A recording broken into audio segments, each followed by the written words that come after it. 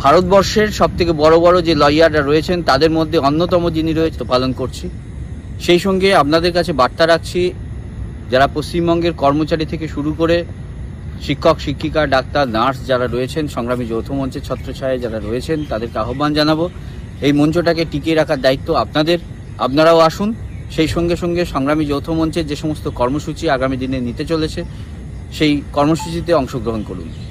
সর্বাপেক্ষা বর্তমান দিনে যে ডিএর আন্দোলন, সেই ডিএর আন্দোলনে যে সুপ্রিম কোর্টে মামলা দায়ের হয়েছিল এবং মামলা চলাকালীন আমরা দেখেছি বিভিন্ন সময়ে লিস্টিং হওয়া সত্ত্বেও বিভিন্ন সময়ে 60-এর পরে তার নাম্বারিং আসছে, সিরিয়াল নাম্বার আসছে, যার কারণে শুনানি হচ্ছে না।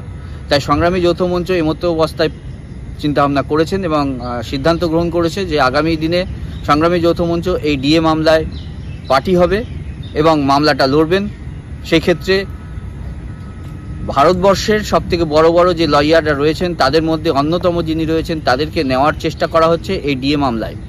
তাই সংগ্রামী যৌথ মঞ্চ যে আন্দোলন গড়ে তুলেছে, দীর্ঘদিন ধরে লড়াই আন্দোলন, অন্যায়ের বিরুদ্ধে লড়াই করছে, সেই ক্ষেত্রে আপনাদের সহযোগিতা একান্তভাবে প্রয়োজন। আপনারা আসুন, সংগ্রামী যৌথ মঞ্চের কাঁধে কাঁধ মিলিয়ে লড়াইটাকে এগিয়ে নিয়ে যায় এবং